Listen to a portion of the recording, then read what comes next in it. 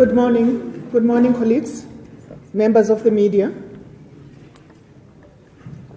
If we could settle down.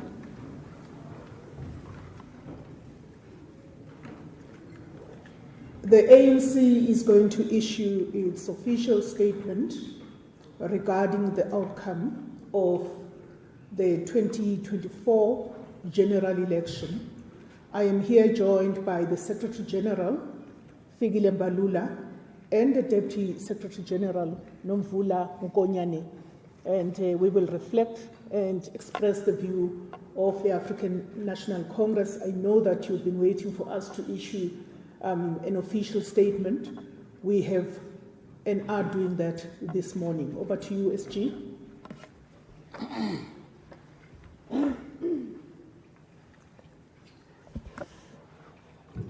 Thank you very much, ladies and gentlemen of the press, the Deputy Secretary General of the African National Congress, the spokesperson of the ANC, Comrade Mahlengi Bhengu. Having considered carefully the outcome of the elections and the results which will be certified and announced today, it is quite clear where the direction of the country is going in terms of that outcome. That is why we thought that we needed to wait for this moment and we issue this statement. The president of the ANC, Comrade Cyril Matamela Ramaphosa, in his capacity as the president of the country, will be here tonight. As the president of the ANC on Tuesday evening at Luthuli House, he will speak and thank all the people who have voted for the ANC and all our volunteers and everybody who have campaigned in this election. The Tuesday event is not a celebration because there's nothing to celebrate in terms of the performance of the ANC. The Tuesday event is to thank our people and through the president and the leader of our party, the leader of the African National Congress, to speak to the people about the election results and the outcome. As tonight will not mainly represent the ANC, but will be about South Africa as a country and South Africans who have taken time to cast their vote. We are presenting a statement as a reflection by the ANC in terms of the results thus far. So I wish to make that particular point at the beginning so that we are much clearer about the path we are traversing and we are following. The African National Congress commends the people of South Africa for once again demonstrating the strength and vibrancy of our democracy. While we still await the formal announcement of results by the IEC, it is clear that the ANC has won most votes and remains the most popular party in South Africa. 6 million people from those who voted have voted for the African National Congress. The ANC has also achieved a decisive majority in 5 provinces. The ANC thanks all those who voted for the organization, who showed confidence in our concerted efforts to get our country back on a path to prosperity for all, and for supporting our efforts to rid the ANC of corrupt elements as part of our renewal process. The millions of South Africans who voted for the ANC have seen the effects of the work we have done to end load shedding, to revive our infrastructure program, to provide social protection to the poor and unemployed, to provide work opportunities and work experience to young people, and to hold those responsible for corruption to account. The ANC emerges from this election with a firm mandate to continue this work to rebuild the economy, create jobs and corruption, tackle the high cost of living, and continue the transformation of the economy and society.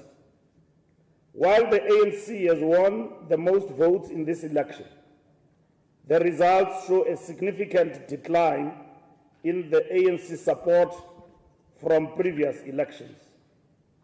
While there are several factors that have contributed to the decline in support, the results send a clear message to the ANC. We wish to assure the people of South Africa that we have heard them. We have heard their concerns, their frustrations, and their dissatisfaction. Over the last 6 years, the ANC has been engaged in a process of renewal and revitalization. This process is not yet complete, and the election results show that we need to intensify and accelerate the fundamental renewal of our movement. We want to assure the people of South Africa that the ANC will not turn its back on renewal. On this matter, on the renewal and rebuilding of our movement, we will not compromise. The results also show people's concerns about shortcomings in governance and delivery. We enter a new term with both a clear mandate and a firm commitment to improve the maintenance of infrastructure and the provision of services in communities throughout the country. The ANC is committed to the formation of a government that reflects the will of the people, that is stable and that is able to govern effectively. The ANC is committed to pursue a path of fundamental social and economic change, for which it has received a firm mandate. Over the next few days, the ANC will be having discussions within the organization and with other parties and stakeholders on how best to establish national and provincial governments that reflect the will of the people and that are able to take the country forward. The voters of South Africa have shown that they expect the leaders of this country to work together in the interest of all. We will continue to act responsibly, progressively, and at all times in the interest of the people of South Africa. We will continue to uphold the rule of law and call on all South Africans to respect the laws, rules, and codes that govern the conduct of elections. It is through the consistent application of these rules that over the course of 30 years, our freeness and fairness of our elections have been assured. We call on all South Africans to resist the efforts of those forces who want to weaken our democracy, who want to undermine our electoral processes, and who want to disregard the will of the people. As a nation, we will stand together against those who threaten violence and instability.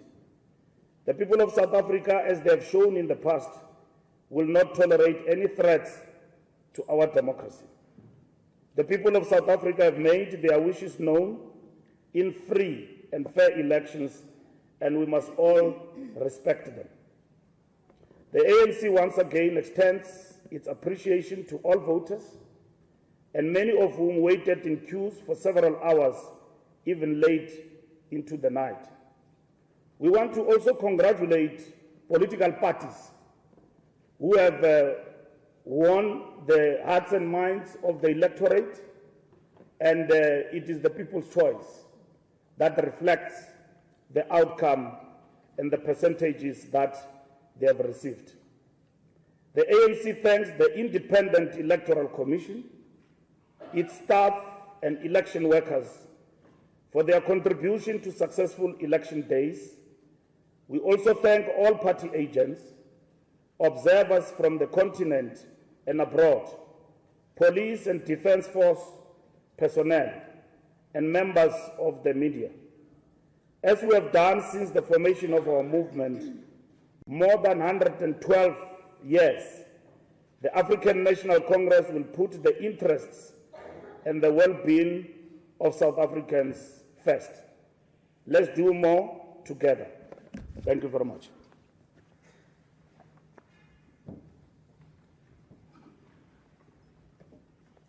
Thank you very much, Secretary General. On that note, let us do more together. We remain committed to that mantra. I will, at this point in time, open up 4 questions from you, ladies and gentlemen, members of the media. I am trying to look in my left direction. I just wish you could raise your hands a bit higher, given the lighting in the auditorium. I don't see anyone to my left. I will go to my right. Okay, please just indicate. There's a very strong light that is cast this side. Just for my benefit. Introduce yourself, the media house you represent, and proceed. Good morning, Alpha Ramchwana here from Eyewitness News. Mr. Mbalula, I know you've spoken about Zuma so many times since December 16 when the MK Party was announced. But don't you think you sort of underestimated the power the man has, especially in a province like KwaZulu-Natal? Because honestly, they mobbed the floor with the ANC. And we had been asking these questions leading up to the elections, and you had been giving us, portraying a nonchalant attitude towards the MK Party. Don't you think that the ANC, NEC underestimating Zuma and his party is the reason why here today? Thank you. Thank you very much. Eyewitness News. Anybody to my left? Yes, please go ahead. Introducing yourself. Thank you. I'm Mbalula from ENCA. Just on Mr. Zuma himself, maybe could you have done things differently in terms of dealing with the emergence of the MK Party? Are you still going to go ahead with disciplinary proceedings against Mr. Zuma for actively, campaigning against the ANC itself? Have you reflected as leadership in terms of the reason you got such, not so great results as a party? And will you be speaking to the MK Party in terms of coalition talks, given that they made it clear that they don't want the ANC, Ramaphosa-led ANC? Would that be something you're willing to consider, maybe the removal of President Ramaphosa in coalition talks with the MK Party? Thank you, ENCA. Do we have anybody else to the left? Right at the back, please introduce yourself. Hi, my name is Jonathan Powley. I'm from Inside Politics. When you mentioned that, I know it's probably too early to tell at this moment, but when you mentioned you're open to working with other parties, does that include the DA? And how would the ANC facilitate such a coalition? Thank you. Thank you very much. From Inside, I will take my sister over there from Russia TV, if I'm not mistaken. It's Fikile from the Daily Life. Or DM, okay. So my question is around coalitions and the non-negotiables from the ANC side, and then rumors around people within the ANC who assisted the MK Party with campaigning, quietly so. Do you guys know anything about it, and is there a possibility that the ANC will be looking into that? Thank you very much. I will take yourself just behind Quinnin. Go ahead, my brother. Thank you so much, Stephen from Iowa News. SG, can you just get a firm response regarding what the former president said last night? Thank you so much.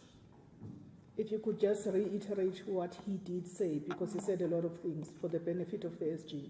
Okay, just on the aspect of the perceived threats of violence. Okay. All right, thank you very much. I'll take the last hand and then we'll have another round. Right there at the back, please go ahead. Christian Duplessis from Netwerk Vriendvinde. Due to the ANC's performance, will the ANC be looking to remove certain people from power positions in the ANC? And is the job of the president of the ANC safe at this stage? Thank you. Well, thank you very much. I will now turn to Comrade SG for that first round of responses. Tough questions. Thank you very much. Let's start with EWN. Zuma factor. Zuma was a factor in this election, and the same as the formation of Umkhonto weSizwe, and we knew that. And we did not talk out of turn about Zuma. We were exposing the untruths in the campaign that he was talking about, and also defending our own party and our own organization in terms of those untruths. We never underestimated Zuma. We knew that he will get support in Natal, in Mpumalanga and Gauteng. And that is why we put up a fight in relation to him and his party, and also mobilizing our people. And you all saw us on the ground. And you even did mention the fact that the ANC is spending a lot of time and money in KwaZulu-Natal and Gauteng, because you yourselves, you knew that we have been challenged in these two provinces heavily. Also because Gauteng, we won it, but not convincingly even last time. We just ended at 50%. So, and also because these two provinces constituted the biggest populace in relation to the election. And so our challenge was there. And we spent a lot of time and resources in terms of this campaign, working very hard to convince the people. And of course, there were big challenges on the ground. Water crisis in KZN was the biggest, and we entered the election dealing with challenges of load shedding. But Zuma on his own, and because he comes from that province, was a factor in terms of the campaign of the ANC. And it is shown in the results. We have lost even some of our strongholds to the MK party in KwaZulu-Natal. I mean, so it looks like we were marching with Zuma machinery as we were working on the ground. So it is reflected in the results and so on. So going back to the drawing board, this will be analyzed carefully by our team led by Mbalula, our DSG, who was heading our election campaign with Mdu as the election head. So the team and the research team will come to us and so on with all those factors. We had to fight hard in this election, ladies and gentlemen, because even our own research did point to dangers that the ANC will get 43%. But we stretch ourselves in a way that we convince the people to vote for us. All sorts of factors were against us. You yourself as a media, collectively and individually. I saw you in the queues punching the line, change, change, change. And most of you, we don't control the media. Even after the results, you are using very harsh words. The ANC have been booted out and all of that. We are not booted out. We suffered heavily, but we are not out. We are still a force to be reckoned with. And your polls and everybody else, which we did not argue with, did tell a story that we will be in our 30s and all of that. So we believe in persuading the voters. And we ran a very clean campaign. a clean campaign. We're not dirty. We believed in the power of our message to the people and what we are there to offer. Of course, the sense of incumbency we're also eating in our capital, so to say, politically, in terms of how far we could have gone. You will see in this result that our enemy, which is a low voter turnout, affected us also. There were glitches there and there, which were fixed to a certain extent by the IEC, but we don't count that as eating in the morale of our electorate. We accept the results and we congratulate the IEC for all the efforts they've put to run a free and fair elections. ENCA, again, Zuma, ANC does not change things because of the weather. If you're a member of the ANC, you work by the rules of the party. And those rules means you've got to abide by the discipline of the party. And Mr. Zuma has been suspended by the ANC, and the ANC will follow through all the rules of the party. The party is not decimated. It is led by Ramaphosa and all of us. Yeah. And you don't change the rules because of the outcome of the elections. Otherwise, you will not have a party at all. So the rules of the ANC will remain. MK party talks, we're talking to everybody. There's nobody we are not going to talk to. Like I said to you at the beginning, when I was talking to you outside, let me repeat it again. We've been approached by political parties, as it is normal, and the outcome is clear. Nobody has got outright majority. So we'll talk to everybody. We'll talk to everybody. And don't want to distort things. We're talking to the DA, we are talking to the MK party, we're talking to EFF, we're talking to everybody.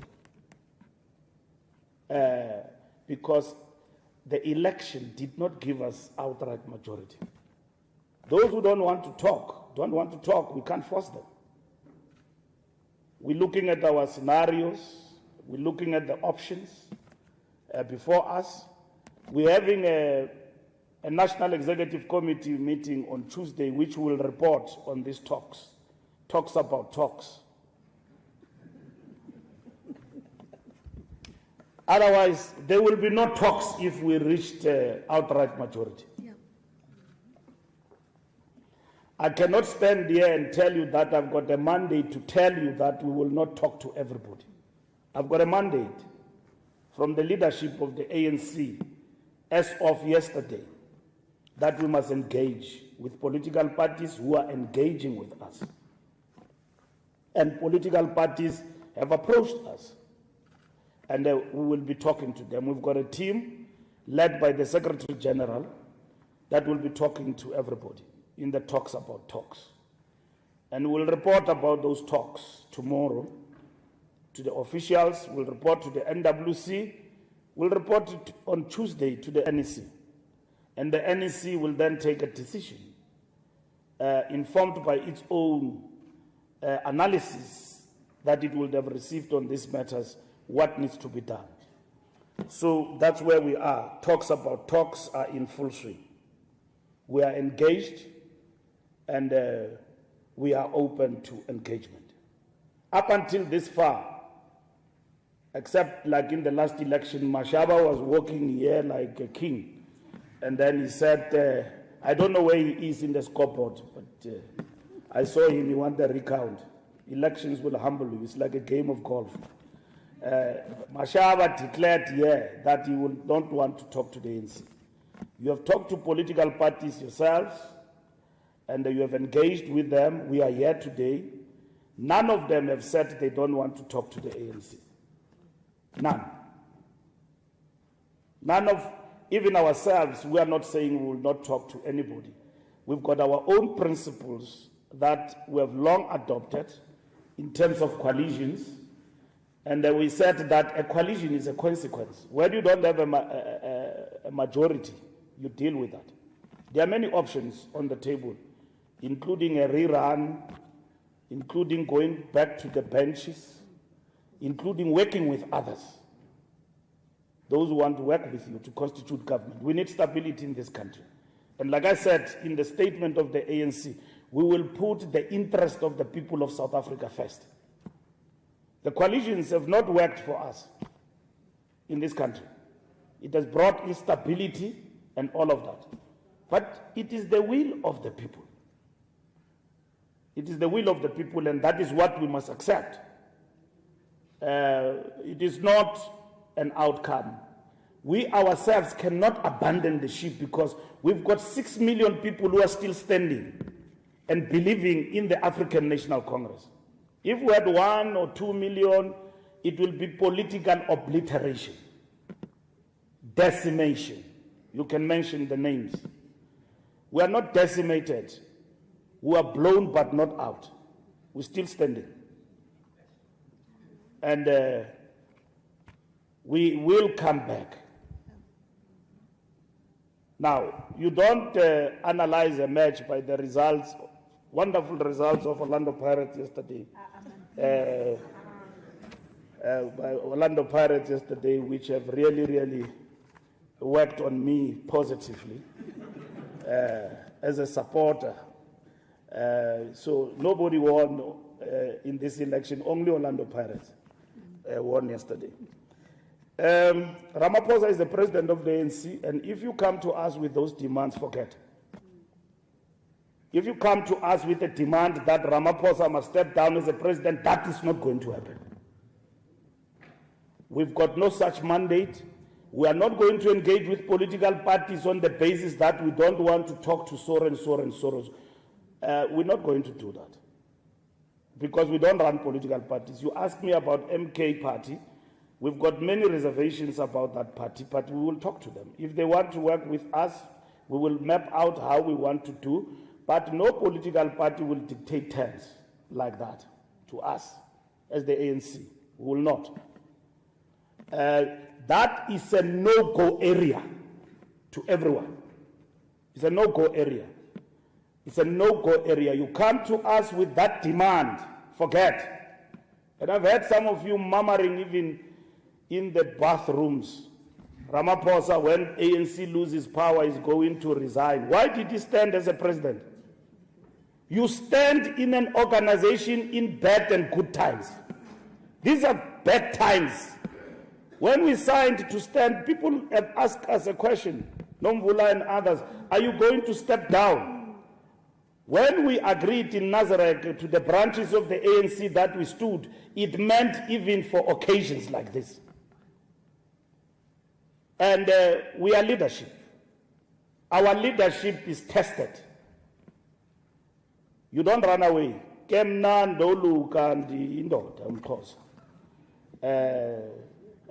So, awubaleki empini uyabona ngoba isiza uyama ume ngci naxa ungumfazi musadi wasibili atshwara nthipa ka bohaleng nomvula re batla mmona no ukuthi utshwara thipa ka bohaleng kunzima ngoku.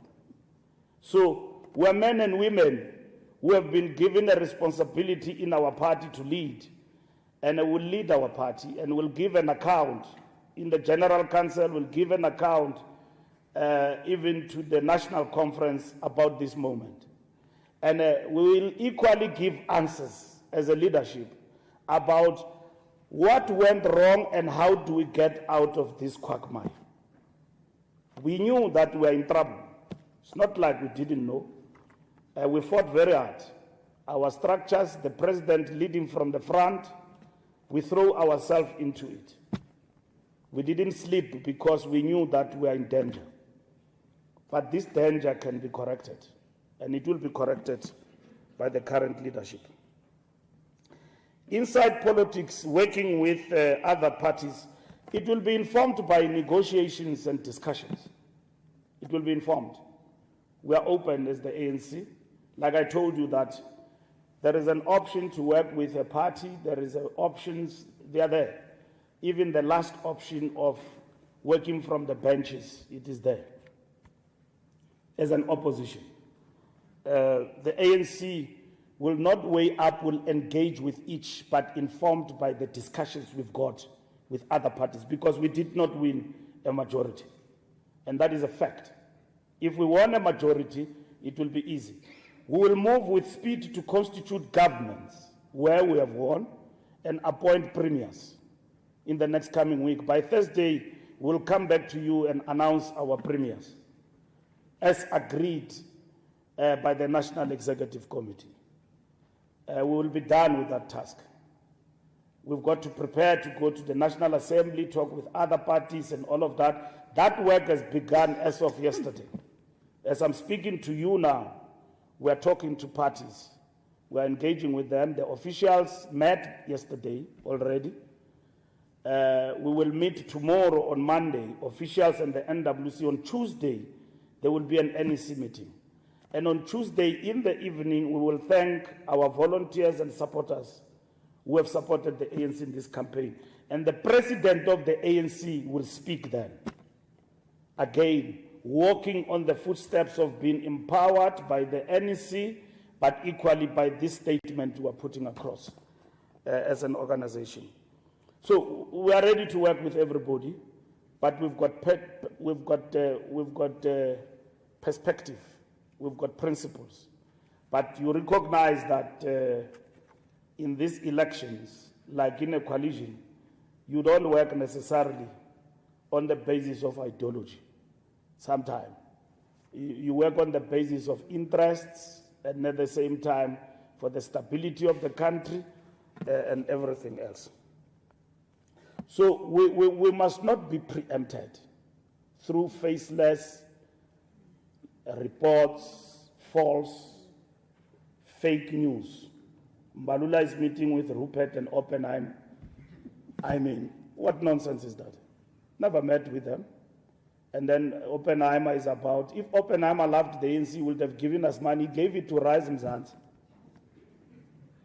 And I don't see them here. I mean, Rise Mzansi. So he gave the money there. The ANC fought for itself. None of these people you are mentioning today have given us money or shown support to us. My preoccupation and our preoccupation has been to interpret the results and at the same time to make a reflection. And my job as a Secretary General, working with the collective and the officials, was exactly to do that. So I can't spend time here at the election operation center. Nomvula was here. Kwede Mantashe is your friend, is always here. And all of them, they've been taking interviews. Mduntuli has been here. My job with others has been to sit, think. The job is too much. It's too much. I mean, to meet with provinces, prepare provinces to elect premier candidates. We must interview those people. There must be meetings. The organization must operate. So where will I get time? And then at the same time, we must talk to other political parties. Yes, we talk to parties. We engage. And that's it. And parties approach us and we engage with them. And that is what we're going to do. Rumors and people, it's not going to help the ANC. Rumors, even myself, my sister, I've heard about them. It's not going to help our organization to start pointing, finger pointing, that in KZN we're betrayed by one of our own. If we sensed that we knew in KZN particularly that Zuma has got a strong touch. If there are people who aided him, we will unmask that. But we equally know why MK Party was formed. And we know that. So I wish to pause there. And don't ask me again about it. I'll talk one day. Not now. Zokhuluma ngelinye ilanga baba. Not now. World News, threats of violence. Our statement is very clear. We condemn any threat of violence. If people have got concerns, they must raise them. with the IEC through the procedures of dispute. We are not saying people must not dispute. They must raise their issues. But going to violence and mud our country and our democratic processes into violence is not going to help. There are many things that sitting here I'm not happy about. That happened on the election day. But if you ran elections, you have been in the game, those things do happen. You can complain, you need to check. If you complain, is there any material effect on the results? Nothing. Can complain for a VD somewhere that things did not go well. If I dispute that and it is addressed, we are happy with that. So we commend the IEC for a job well done. We will be at dinner tonight of the IEC at 7 o'clock. Removing people, will we be removing people? We don't remove anyone. I've explained that particular point. The task of the leadership is to deal with almost sinking a ship. The results have shown us that if we don't strengthen the renewal and many other things we needed to do as a party, we will be gone. So it's no longer a pipe dream, the issue that the ANC can be cut below 50%. It has happened in our lifetime.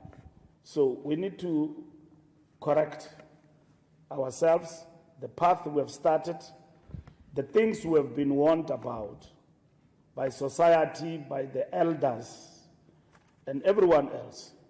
And I forgot to thank our alliance partners, COSATU, Communist Party, and SANCO, and the broader mass democratic movement, SASCO, COSAS, the Women's League and the Youth League for their contribution in this campaign.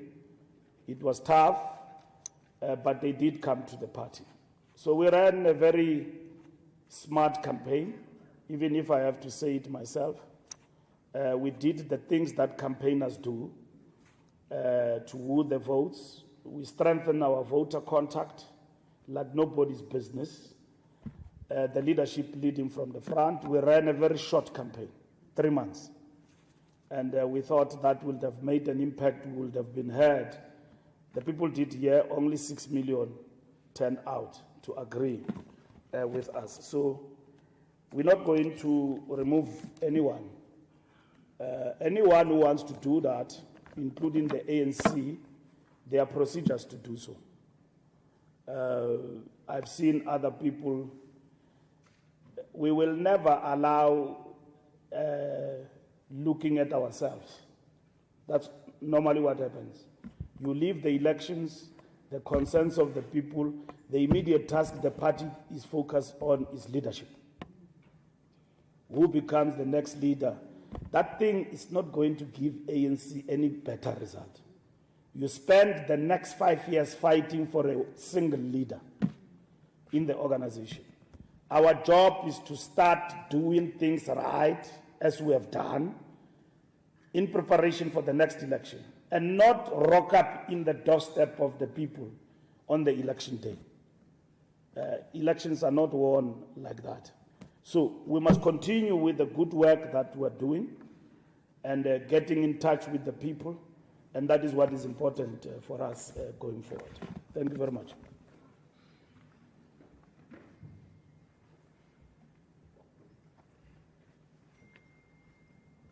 Thank you, SG.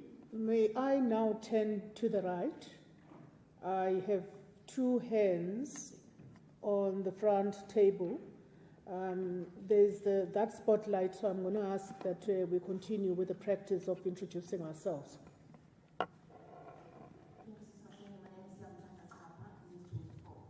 Mine is about the Northern Cape. Without preempting your own diagnosis and analysis about what happened there, could you please just explain, did you anticipate what happened in the Northern Cape, and do you regret not not directing more resources to the campaign then?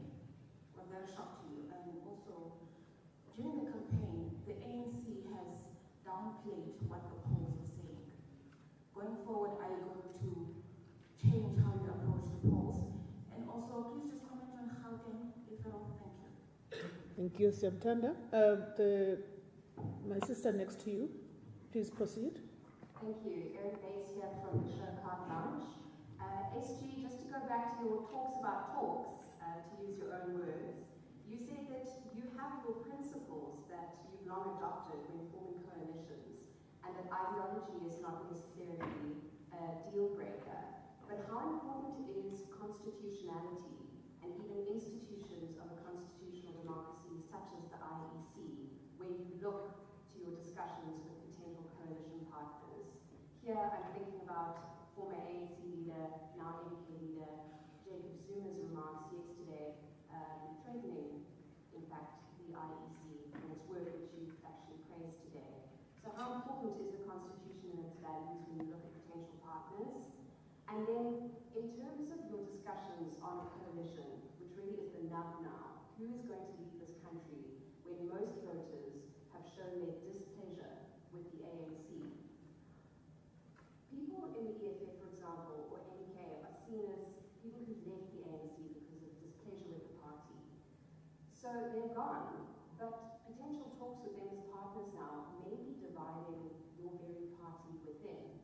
How are you managing that push-pull, specifically with the EFF and MK, but with other coalition potentials as we work towards the meeting of Tuesday? Thank you. Thank you very much. Shall I, trying to turn to other hands at the, okay. I will start with, is this Junior? And then I will then go to the back. Let me start with the front table. Okay, thank you so much, Mahleni. Junior Command from Newsroom Africa. SG, you speak about the top officials having met yesterday. Has it dawned on the top officials the gravity of what just happened? Being at the helm of once glorious movement, and you are at the helm of basically the party losing support. Has it dawned on the top leadership? I guess that's the question. The second question, you seem to be pointing fingers at a lot of people, including the media, when it comes to the ANC losing electoral support. But is it not also the ANC's own arrogance when it comes to the lists that you put forward, the individuals that were implicated in the State Capture Commission still being there? Those same individuals, some of them making it to the top 7 leadership as well. Isn't that the arrogance that has turned the people against you? And will there be any changes to those lists of the ANC now that you are going to go into a coalition with other opposition parties? Thank you. Thank you very much. Newsroom. I now turn to the second table, the second row. I'll start with you over there in a yellow top, sister, and then I'll follow with SABC. Faith Daniels from ENCA. Mr. Mbalula, you said that coalitions have not worked for you, but it's the will of the people, and then you say that the ANC will give the voters what they want. But if we just take who is going to the National Assembly, for example, the will of the people has been very varied. So you spoke about the ANC talking to a variety of parties, but can you narrow that down in terms of who you are absolutely speaking to, in terms of working together at this point? And is there, in terms of the slew of parties that's in front of you, are there parties that you absolutely at this point are not regarding? Or are you really just entertaining everybody? Thank you. Thank you very much. SABC? Something from the SABC. My questions are related to the issue of the AIDS education. I'll start with you, Mr. Mbalula. One, your loss in KwaZulu-Natal. What is your diagnosis telling you? Did your structures actively participate and campaign for the MK party using your own machinery and resources? Were you betrayed by your own leaders in the Provincial Executive Committee, in the ROCs of the entire 11 regions of KwaZulu-Natal? Secondly, why did you not disband that particular province? When your NWC visit last year fingered all of these problems, why did you not disband them? Why did you not act then, looking at the catastrophic loss that you suffer today?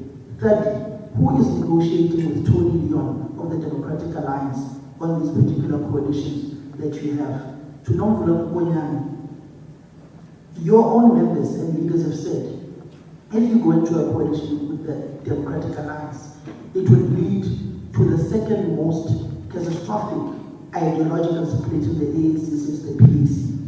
Where do you go? Do you go left? Do you go right? Or do you remain a broad church as you are? Thank you. Thank you very much, Samkelu. I now turn to the other row. Somebody that is wearing a green jacket. Please go ahead. Thank you so much. We thank you, MGNTV. My question is to the SG. The SG is saying that the position of the president is non-negotiable. There is a talk with the EFF. There's a talking that's saying for them to be in coalition, they would prefer the position of the Minister of Finance. Well, the PA is saying it will appreciate the Home Affairs. Are they willing to compromise on this position? Thank you. Thank you. I'm done with that row. I'm moving to the next. No, that's an afterthought. So let me start with people that whose hands were raised very early. To you, my brother, please go ahead. Norman Masubini from City Press. The first question to the SG is that some political parties have already made it clear that going into negotiations, they will have some non-negotiable principles. Does the ANC has those principles, considering or bearing in mind that you have a document that you formulated that you must tabled at the NEC last year and approved by or adopted by the NEC? And what would be those principles that you say these are non-negotiables as we enter negotiations? Maybe as a clarification, how many political parties are you talking to or approach you so far? Because you are saying tomorrow there will be a feedback, there will be a meeting, and then where you will meet the NWC, the top structure, and then Tuesday. It means you started moving as yesterday. How many parties are you talking to currently?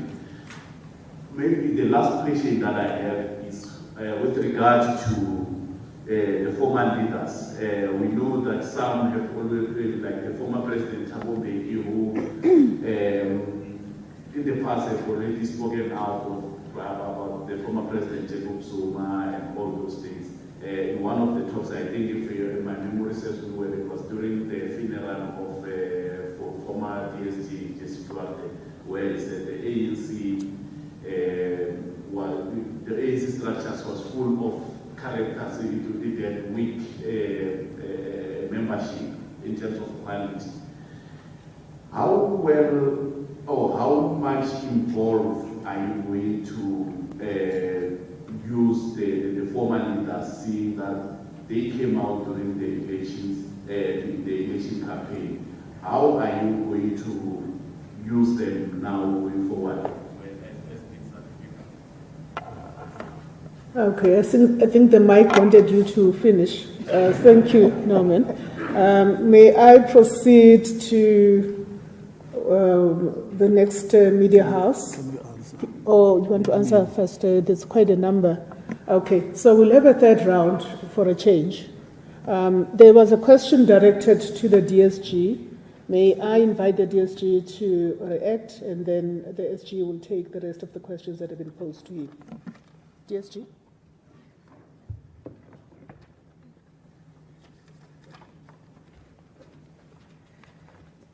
Sanbonan.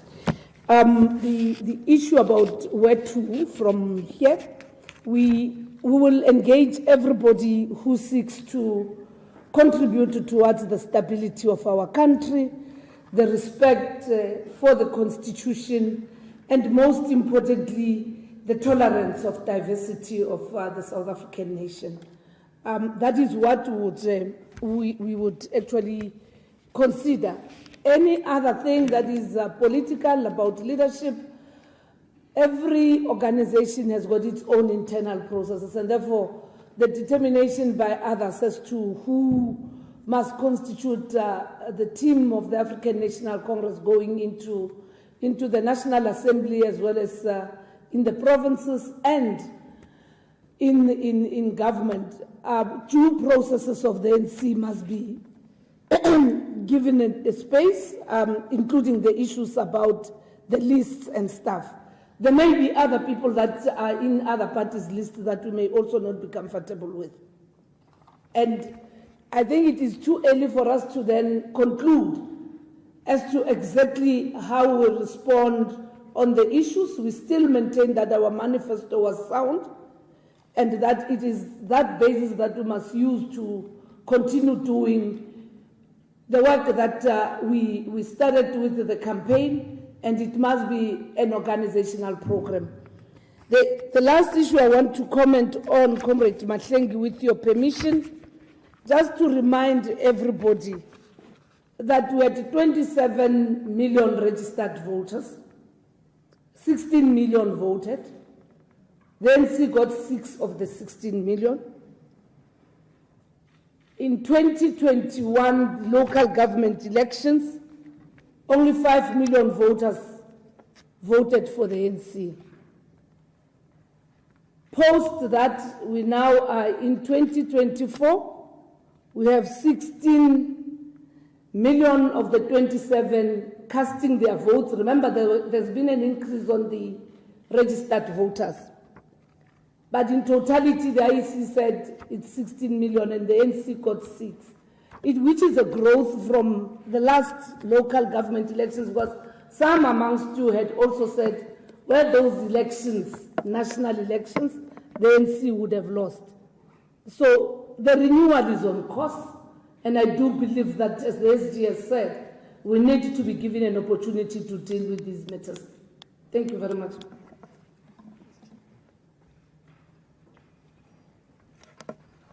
Thank you, DSG. First, I want to explain that we're going to have a National Executive Committee meeting to finalize the issues about talks and government.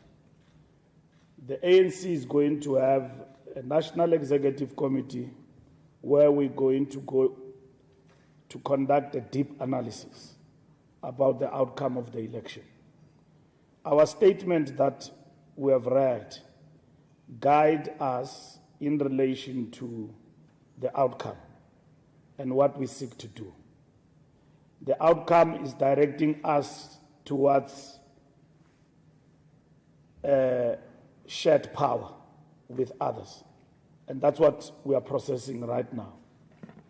So as to what happened to Northern Cape and all of that, it will be a consequence of this deep analysis we would have conducted about what happened there in the Northern Cape. We have seen the emergence of patriotic alliance, and we're running short of 1% to govern the Northern Cape outright, and so on.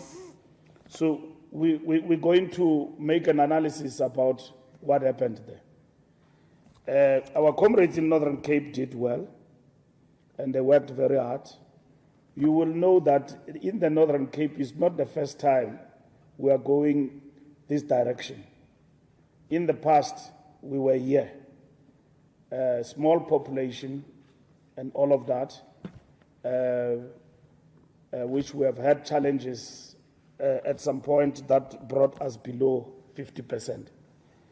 So we need to make sense of what happened there, and we'll be happy to share with you our own perspective. I hear you saying, News 24, that we downplayed the polls. I don't know how and where. I speak on behalf of the National Executive Committee and the spokesperson. None of the people we deployed have ever undermined. Here is our position. Look at the scoreboard. It will determine whether the polls were wrong or right. And some of the polls, quite clearly, they were right. But we fought very hard to get out of that position.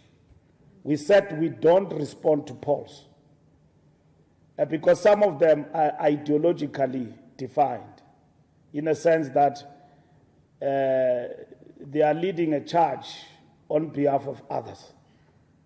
And that's what we have said. We don't discuss polls.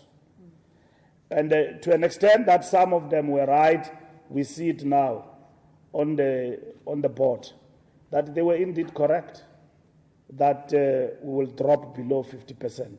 But we worked very hard to get ourselves out of that situation. And we have never downplayed the polls. If we downplayed the polls, we ourselves would have not conducted our own research. We did conduct the research, and it told us that we will be at 43%. That is what our research told us. So you don't go to battle and confirm your situation, even to your opponents. You fight to get out of that situation. And that's what we dealt with. And that research did give us pointers, among others, why the mood was at that point. Load shedding was big on the agenda. Water was big on the agenda, and all of that. South Africans continue to give us 10 out of 10 when it comes to social protection and looking after their interests. And they support. And then we knew that low voter turnout will not be in our favor, especially in our base areas. And it is quite clear in this election, as much as we won other provinces, but low voter turnout counted against us. We knew that Zuma is a factor in KZN, and that is what our poll, also our own polling, had actually told us, if he split in the way that he does and work against the ANC. All odds will be against us. Gauteng, you're dealing with, again, it goes back to that deep analysis. In terms of Gauteng, it's an urban area, and then interests vary from one community to the other. So you will have to conduct a deep analysis about what actually happened. Did the middle class walk away from us in Gauteng? What happened? But in Gauteng, what we can say, just at the face value at the present moment, is that voter turnout in our base areas worked against us. So where to, and all the other areas, our people did not come out in numbers and vote. And you can't then say even the black middle strata have not voted for us. It looks like we shared. Those who came out to vote, they voted for us. Because if it entirely worked against us, it means the Rise Mzansi will be the biggest party in South Africa today, if the results were to tell us something. Because that is the party that attracted, if you look at it, a lot of black middle strata in our communities, particularly in the urban areas. So you've got to make a deep analysis about that as to over and above the things that we know in Gauteng, like for instance, electricity. You've got people in Soweto who are without electricity. They are still without electricity up until now because transformers, they were cut out. Somebody alleged that load shedding is back during the election day because there were power outages because of city power in the base areas of Gauteng. And there were water problems and all of that. Some of those things could have contributed to dampen the resilience of people to go out and vote for the ANC. Because not turning up to vote is an enemy equally of the ANC in the election campaign, because small parties and opposition parties, become beneficiaries out of that particular situation. So we have to conduct an analysis. News 24 again, I made an example. I'm not saying we are not guided by ideology. We are guided by ideology. But circumstances with your ideology force you to even work with people who necessarily do not share the same perspective as yours. We have had strange coalitions in this local government arrangements that we have. Even with people who said that we will not work with the ANC, but the outcome of the elections becomes something else. Then you must then begin to define models of the working together. The problem with the local government arrangement, it does not have models. It is just working together. A mayor changes, come Tuesday. A mayor changes over a weekend, and then you go and work with others. National government, you want to achieve stability, constitutionality, the rule of law, all of those things must then begin to guide us in this particular. But equally, how do you satisfy the interest of the ANC constituency that voted those 6 million people and more? How are they going to be served by the working relations between parties? Or is just there is no honor among thieves, let's work together? It doesn't work like that. You've got to think deep and hard. And that's what we're doing, I can assure you. And we can assure you, as the ANC, we are applying our mind and all of that in terms of this. So I don't say that we are not guided by ideology. We do. And we are guided also by principles. And how do we serve the interest of the people of South Africa better? And the glue that brings us together is South Africanness. Yeah. And then South Africa as a country, as a nation, must exist beyond narrow political interest. We've got to serve the people of this country. And that is what is important. And the constitutionality is very important. We can't just throw the constitution away. Talks about talks. We talk to people who are willing to talk to us, but equally the scoreboard guide us. Okay? It guides us that here is the meaningful party you've got to talk to. You don't just talk to everyone because it's time to talk. But even those who don't have the numbers, you talk to them if they are willing to work with you. Others don't even bother. I saw my money has resigned himself from president candidate to a willing backbencher. And you see a person like those and all of that. And there are all sorts of models you need to work on. And you've got to agree to with people you are talking to. Would you want to consider a government of national unity? So there's a whole lot of things that you need to. And if I want to work with you on a bilateral basis, what are we able to offer? And then those are the things that we need to look at in terms of our engagement.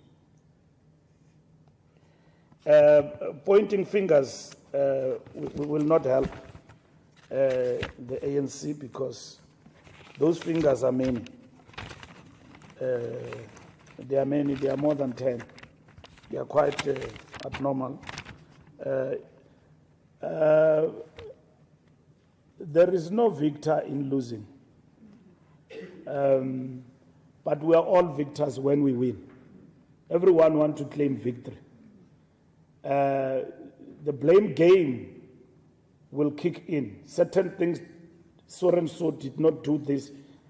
There's no principled leader in an organization, especially like ours, who work like that. You want to rise at the expense of others. You don't want to take responsibility. When you are a leadership, you sit down, you analyze. This is what we are going to do. And say, where did we go wrong? You don't rise at the expense of others. Maybe certain things we could have done them better. and all of that. And then you look at also the good things that you have done. And what is it that you need to consolidate as leadership? So those are the things leadership will help us in terms of its convergence and meeting. Blame game, even the rumors are dangerous because you don't know who's fueling the rumors. Because the rumors could be coming from your opponents and your enemies to annihilate you politically. So you've got to be careful about the rumors. Things that just get to be said overnight. You don't want to accept the reality that you lost in KZN free and fair to Jacob Zuma. You want to blame it on somebody. If others have aided Jacob Zuma, it's their choice. But the fact of the matter is that as we speak today, Jacob Zuma is a force to be reckoned in the politics of this South Africa. He is now 14% on the board. He has surpassed EFF. Nobody has surpassed us. We're still there with a reduced majority. But these ones have been surpassing each other. So Zuma have displaced EFF. He will have, I'm sure, more than 50 MPs there in Parliament. So he's a force to be reckoned with in terms of his party and in terms of the outcome of this election. So I'm just stating a reality. I'm not manufacturing my own thing. So I'm just explaining the fact that it doesn't serve the ANC or anyone for finger pointing.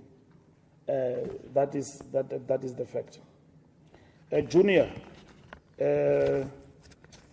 was the ANC, you accuse us of being arrogant.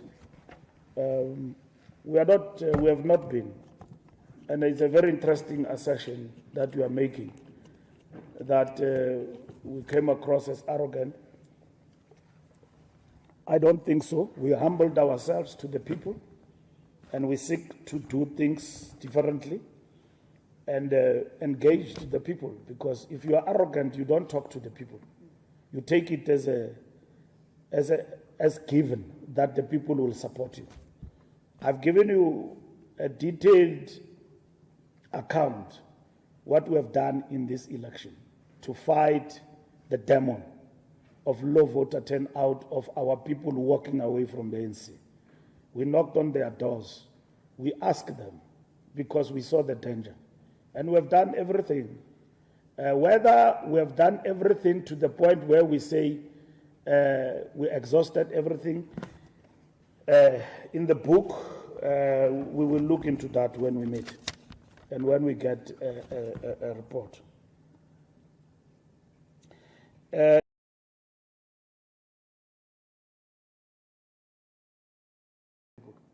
You take it as given that the people will support you. I've given you a detailed account what we have done in this election to fight the demon of low voter turnout of our people walking away from the ANC. We knocked on their doors. We asked them because we saw the danger. And we have done everything. Whether we have done everything to the point where we say we exhausted everything, in the book, we will look into that when we meet and when we get a report. ENCA, the will of the people will be reflected in our engagement. That is the starting point. Entertaining everybody, I've explained, it's not just that. We are engaging with everybody who matters in terms of the outcome of the election. And we are not, I can assure you, we are not running to people. Hey, when he goes to the bathroom, come this side. We are not pulling people by their jackets. No, we are not. Not this time around. We are not. We will talk to people's sense and politics and models. We will engage. If you come to us with terms and all of that, we are not in that game. Given an examination to write again, those things we're not going to do. You remember when we were engaging last time, other political parties gave us an exam to write. If you come to us with that mentality, forget, just go. Just go on your own. We are not afraid to go to the benches. We are not. That must be very clear to everybody. We are not arrogant not to work with anyone, because the people of South Africa have shown us what their wish is. And don't second guess us and lie about us that we've got a pact. I know some girl is asking a very provocative question about Tony Leon. Why do you talk about Tony Leon? You don't talk about other parties who are talking to us. And then you raise Tony Leon because you are peddling the lie that the ANC is gravitating to the right, is having a deal, all with the DA, it is a done deal. DA has got the respect for itself as a political party, it has got a constituency. The ANC has got a constituency, it has got leadership. It applies principles and all of that. So there's a lie that has been going around to preempt any discussion, maybe between the on the bottom. We'll get the results today, and they will tell us. ANC number 1, DA number 2. We've got 6 million people who have voted for us to continue.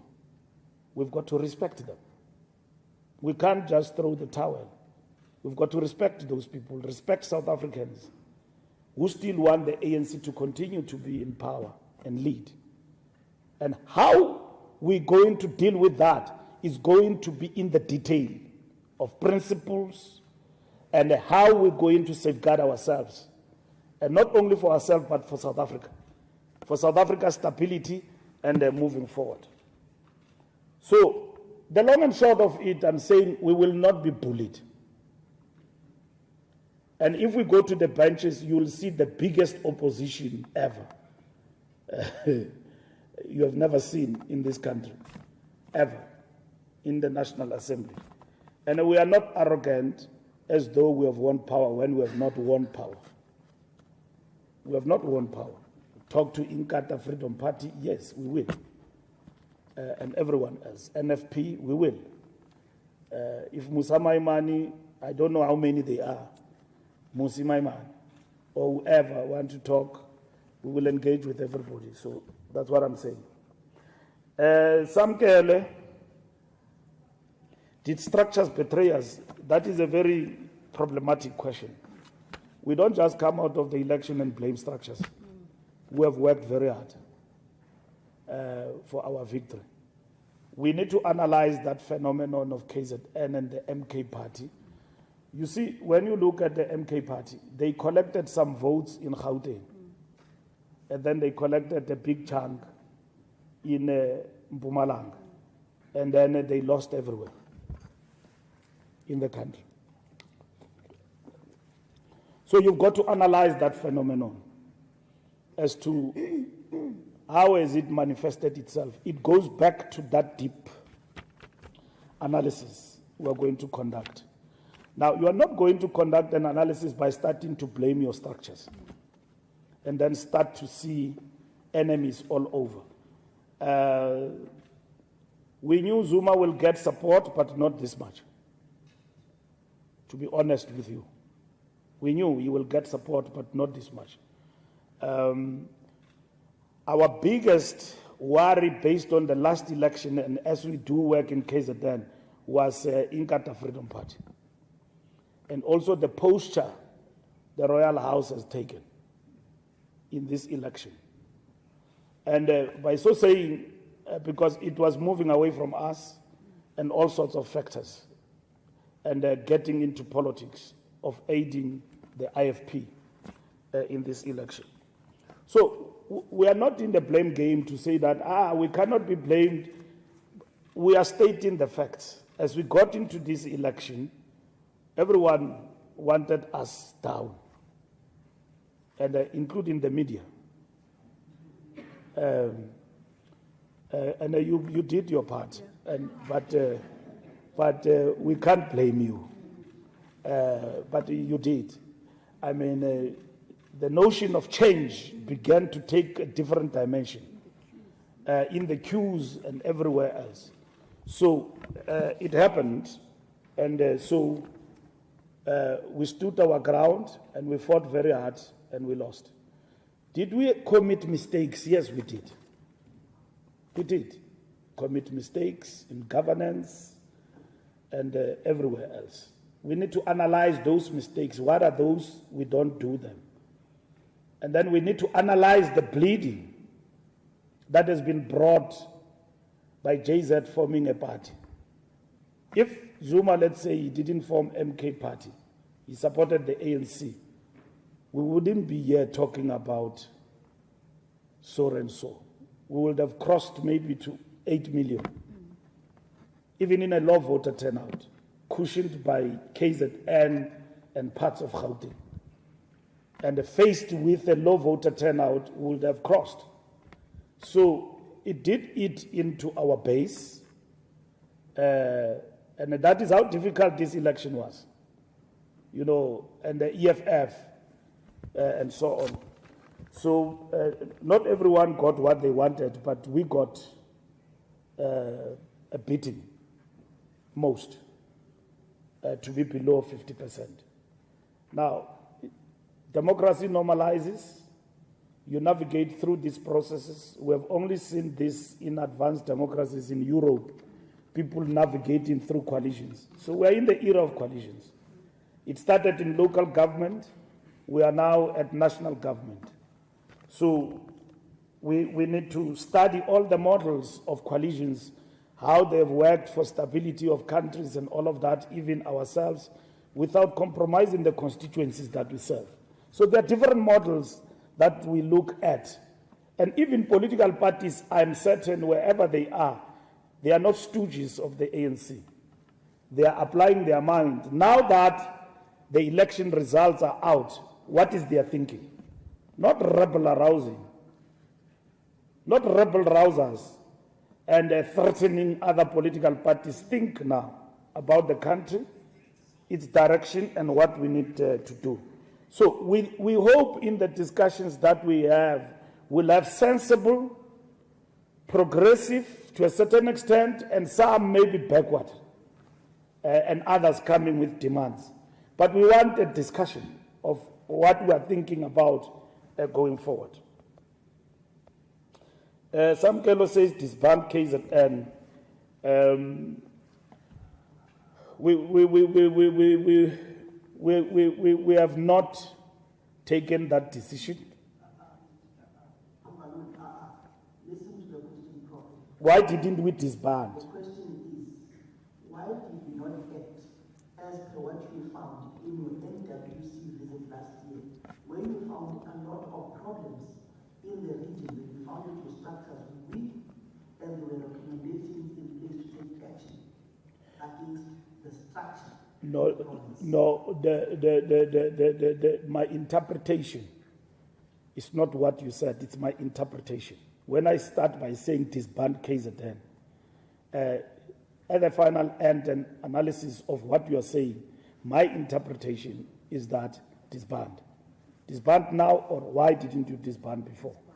And thank you for your interruption. That's how tolerant we are, Junior Kuman. We are not arrogant. We allow some kind just to interrupt us. You have the problem of losing power. You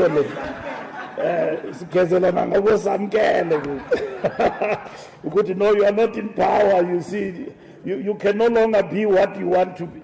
So but I'm saying, there was never such a recommendation to disband the structure. At that time when we visited, we analyzed all the weaknesses that were there, and then we have acted on some weaknesses together with the province, and we now have this particular result which collectively we will analyze. when that time comes, and so on. We also, I saw there was a letter circulating on Sunday Times that KZN was forewarned how to handle the matter of Jacob Zuma. The reality people must understand is that how the Jacob Zuma issue has erupted, you may think was stoppable. It was unstoppable because Zuma closed a void that was there in terms of the politics of the country. And that void that he closed has impacted negatively to the ANC. And it has not favored Inkatha in KZN. It has not favored us. It has served him very well. Because once that void of a father figure leader coming out in KwaZulu-Natal, it then favored Jacob Zuma in this particular instance. It's a matter that we will analyze for days to come in relation to how the ANC deals with the outcome of this particular election. And the ANC will make that analysis together with its own structures in KwaZulu-Natal. They will either confirm or not confirm some of the things that have been said, that certain people worked with MK Party whilst they are inside the ANC. We will draw that report and look into all of those things, and we deal with them. Who is negotiating with Tony Leon and all of that? I don't know. We are engaging with everybody. I'm not aware that as the person accounting for negotiations and engagements, that there is a separate channel of that particular sort. But if it serves the purpose of what we are about in terms of talks about talks, it will come to our table. And we will consider it. Channels of negotiating with people are not one way. And then there are many channels that are undertaken by political parties. Somebody from a political party might say that I don't want to talk to Mbalula. I'd rather go. Because we have said things in the campaign and somebody doesn't take it nicely. So you twist and turn, but parties engage in different ways, and all of that guided by their own way of doing things. MTN TV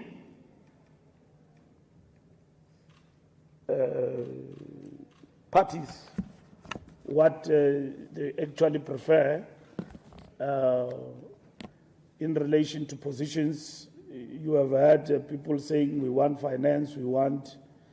That's the last thing in the discussions. That's the last thing. Easy food.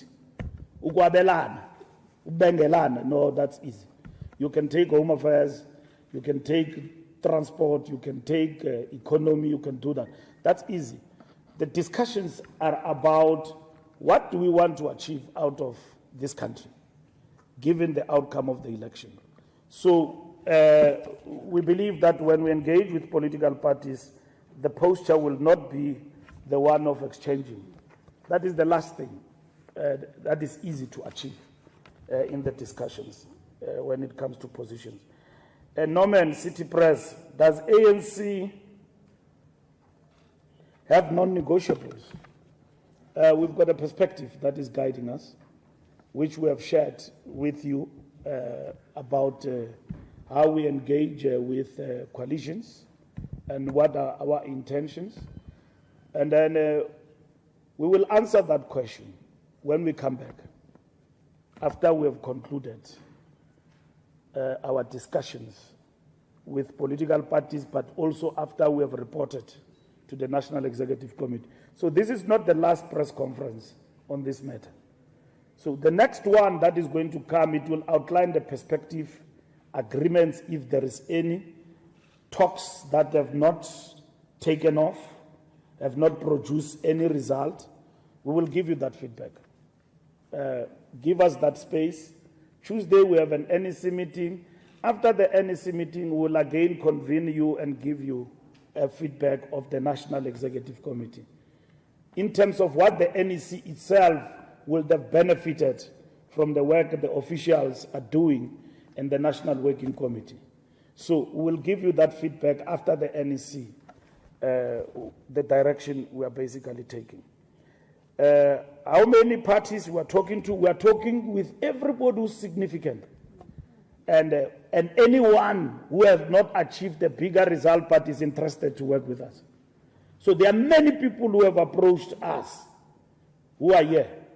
But the most important, when you come out of an election, you look at the leaderboard and then it will tell you who you must talk to. Because that is the outcome of an election and that reflects the will of the people. The will of the people. The will of the people have given us 6 million. ANC, go and talk to others. Who are those? And that is what is important. So we are engaging. And then we have been approached and we are talking to everyone because we don't have the power to constitute government on our own and do things on our own. We've got to talk to others.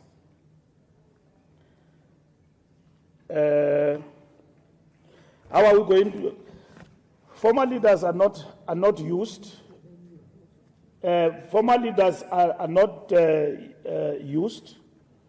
I'm told our time is up here. Former leaders are not used. They are members of the ANC. And then they've been invited. So the outcome of what has happened affects all of us. So let's not use the word used. Nobody has resigned from the ANC except the only one you know. But even himself, he still say he's still a member. So all people are in the fold of the African National Congress. So I wish to thank you and thank everybody. And I'm told our time is up here. And thank you. You still want something, Samkele? Yes? One? Mr. Mbalula, just on that particular issue, there's one question you never answered on the ideology that if you decide to go DA, it will lead to the biggest split within the party since the ANC. Where do you go in that particular perspective? Where your own members have said DA is a no-no, if you go that route, you will uproot them to politically. Samkele, as I conclude, you listen to all sorts of people who call themselves ANC. ANC, whatever decision it will arrive at the end of the day, we will still come back to you after the National Executive Committee meeting. ANC understands that the outcome of the elections do not favor us. There are political parties, there is a country to be run, and then there are various models we need to engage with. Unfortunately, things are not guided by inertia and rigidity. Yes, you are principled, you are ideological. How do you navigate with your 6 million in the politics of the country? You've got 6 million people, which is strong on the leaderboard. How do you navigate with them, with that number, to govern this country with others? And that is what is important here. So the rigidity, and that's not what is guiding us. We are guided by the ideology, we are guided by the principles, but equally we are guided by the interest of people who have voted for the ANC, who have said that we don't want you to be out of power. We are not going to entertain smear campaign and locking us into a corner when we don't have powers to do so. We and the DA, we are like water and oil. At the end of the day, our constituencies have placed us where we are, where we can't govern outright on our own. That's why we talk about outright majority. Right? And other people have got demands that they have and all of that and so on. You've got to not weigh up, engage. That is why I'm saying we will not be in a position to entertain an exam paper now, because the exam paper is not going to take us anywhere. We've got to engage with the issue of the models, but at the same time, where we want to go to. Positions, you want to become a minister of this and that, that's an easy task to perform. So from here, as we conclude, tomorrow we're in the NWC and the officials meeting. Tuesday we're in the NEC meeting. On Wednesday, we will be able to brief you about, as it goes now, we're talking to everybody. It is talks about talks. So don't ever raise a question, hey, why did you meet with so and so? I've briefed you now. Siyatet. Even with FF Plus. Yes, even with FF Plus. Ungandibuzi ndihlanganiswa yini noGroenewald. We are talking because we don't have power. But as yeah. We are talking, but we are not begging. We are not going to beg anybody. But we respect the will of the people and the outcome the people of South Africa have given us. So we can't be strutting like peacocks when we have not been given status to strut. So we've got to engage and understand that we're engaging, we're talking with everybody, what makes sense to us. And people have got constituencies too. Their constituencies, what they want must be respected. We too, we've got constituencies, Samkele, we've got members, and we've got feelers on the ground. We know what ANC members feel. Equally, there are ANC members who've got a different view, who says that, no, don't work with so and so. So we take emotions out, we deal with principles, and we deal with models. That's what is important. How you feel now about so and so doesn't matter. Because if you've got feelings, you will not end up talking to everybody. The elections have humbled us, they've brought us where we are, and therefore we've got to talk to everyone. Even notamkhulu wethu, faneka sikhulumile naye. Yabona, unless yena akafuna ukukhuluma nathi, thina faneka sikhulumile naye. And then that is it. And then when all of those things are done and dusted, we'll be able to give direction and give you where we are going. Thank you very much, ladies and gentlemen of the press, for your time and your questions. Thank you. Thank you very much, SG. Colleagues, due to time constraints, we have taken very long. My apologies for suppressing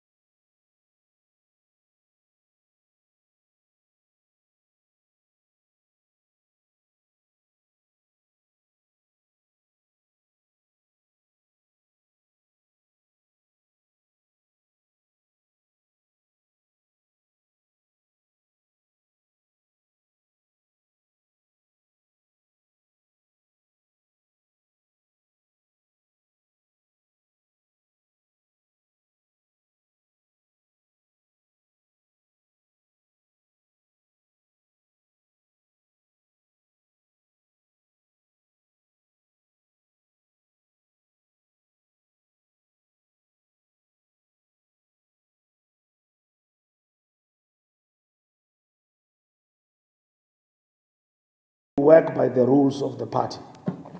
And those rules means you've got to abide by the discipline of the party. And Mr. Zuma has been suspended by the ANC, and the ANC will follow through all the rules of the party. The party is not decimated. It is led by Ramaphosa and all of us here. And you don't change the rules because of the outcome of the elections. Otherwise, you will not have a party at all. So the rules of the ANC will remain. MK party talks, we're talking to everybody. There's nobody we are not going to talk to.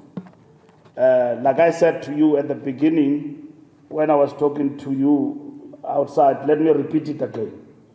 We've been approached by political parties, as it is normal, and the outcome is clear. Nobody has got outright majority. So we'll talk to everybody. We'll talk to everybody. And don't want to distort things. We're talking to the DA, we are talking to the MK party, we're talking to EFF, we're talking to everybody.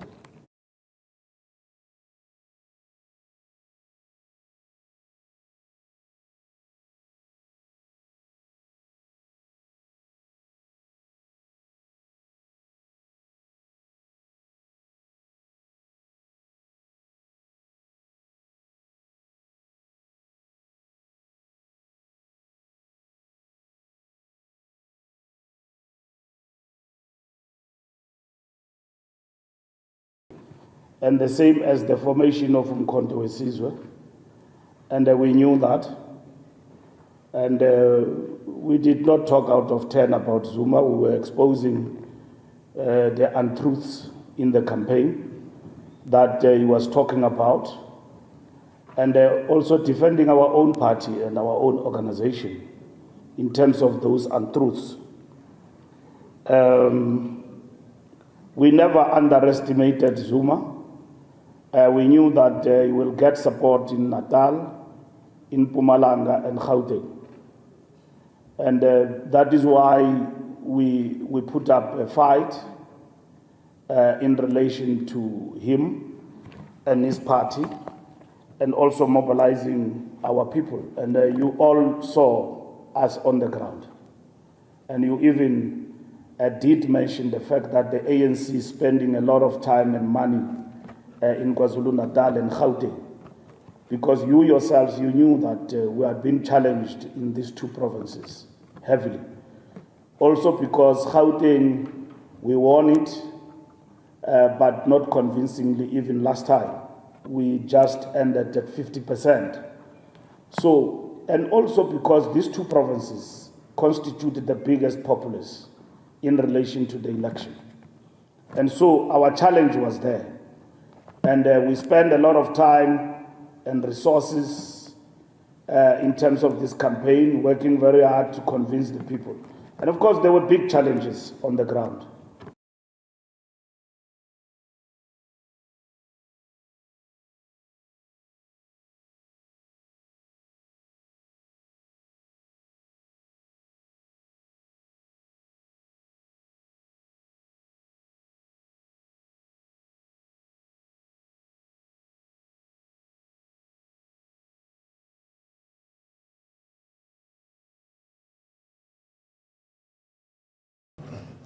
We have to address the problems that we have that have developed in the process of us trying to complete the question of our term. We have a right, a bigger right than anybody else, to demand that. It is us who are citizens. Institutions can't then say, we can't listen to you and let us rush. Because that is provoking people in reality. Then what do you do if the institutions that are supposed to deal with everything deprive you of that possibility? Then when people stand up and do something, somebody's going to say these people are wild. They must be shot, they must be arrested. It is a serious matter. In fact, there is a lot that is going to come out in these elections. I fully support my colleagues here that nobody must force us to say now this is what are as a result. Well, the results are not correct. If we say so, I think the institution must satisfy us that they did look into the issues. It's the first time ever since freedom where people arrested doing wrong things. First time. I'm sure we all know that some people got arrested. You don't know? You are not journalists then. Journalists must know everything, don't you know? Huh? Yes.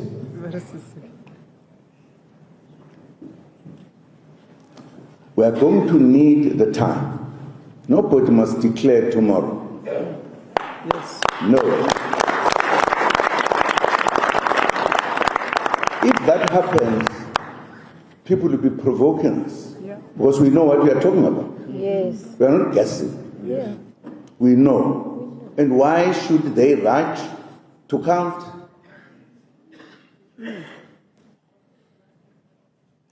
And I'm hoping whoever is responsible is hearing what we are saying.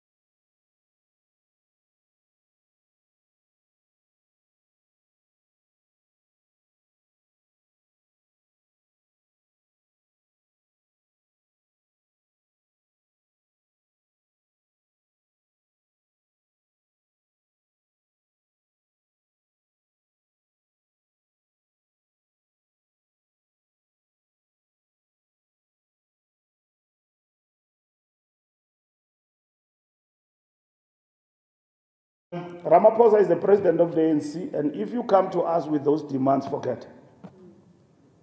If you come to us with a demand that Ramaphosa must step down as a president, that is not going to happen. We've got no such mandate.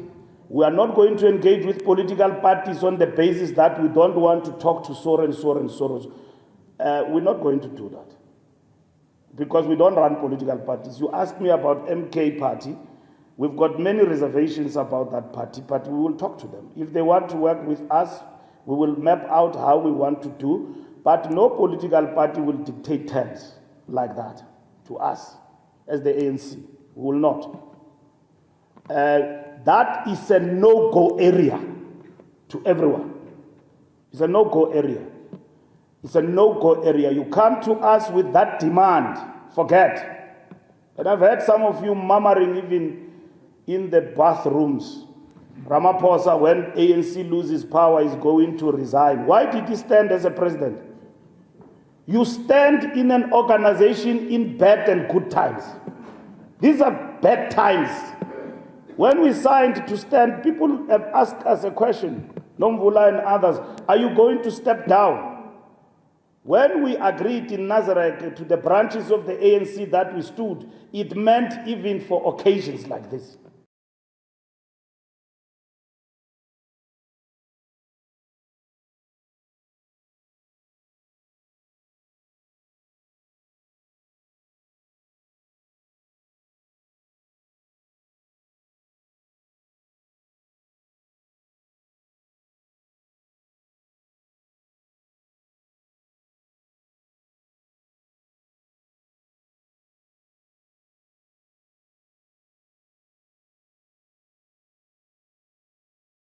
ANC does not change things because of the weather. If you're a member of the ANC, you work by the rules of the party. And those rules means you've got to abide by the discipline of the party. And Mr. Zuma has been suspended by the ANC, and the ANC will follow through all the rules of the party. The party is not decimated. It is led by Ramaphosa and all of us here. And you don't change the rules because of the outcome of the elections. Otherwise, you will not have a party at all. So the rules of the ANC will remain. MK party talks, we're talking to everybody. There's nobody we are not going to talk to. Like I said to you at the beginning, when I was talking to you outside, let me repeat it again. We've been approached by political parties, as it is normal, and the outcome is clear. Nobody has got outright majority. So we'll talk to everybody. We'll talk to everybody.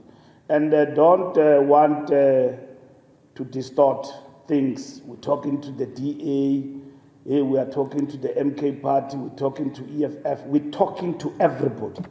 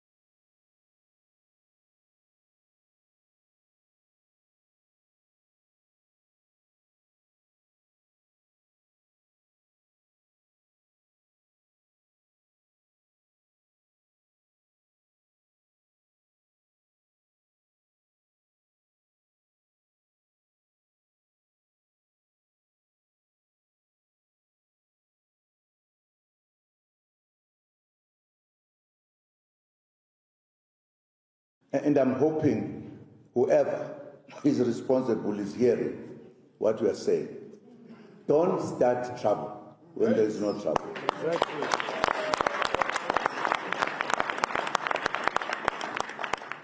Give the political parties, which I think they are a majority, the chance to present their cases, their information, their everything. Don't rush us. Part of the reason we've come to a point that there should be a bigger way of dealing with the matter. These who have been in charge can't investigate themselves. Yes. That's why we say there must be an open, clear,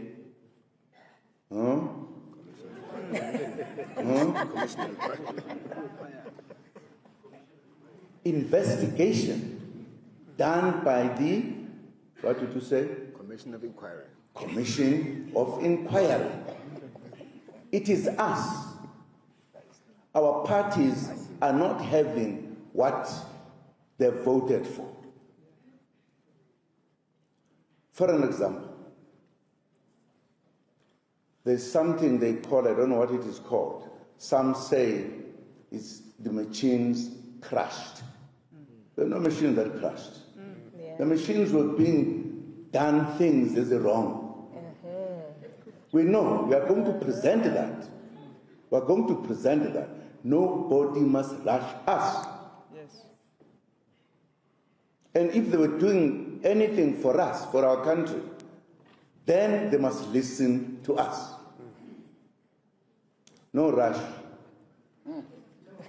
No rush.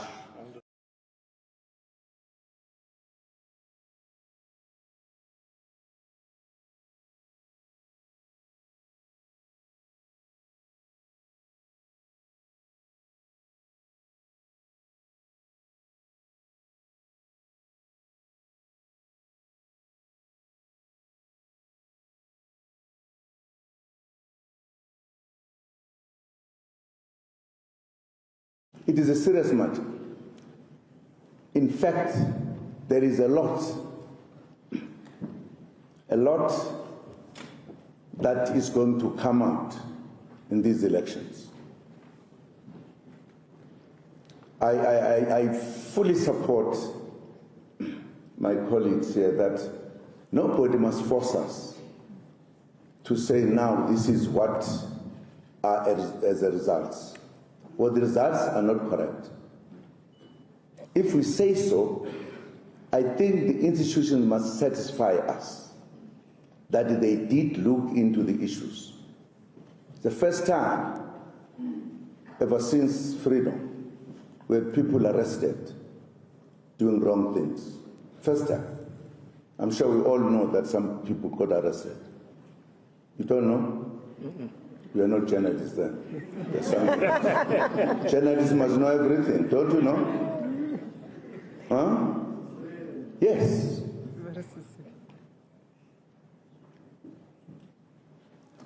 We are going to need the time. Nobody must declare tomorrow. Yes. No.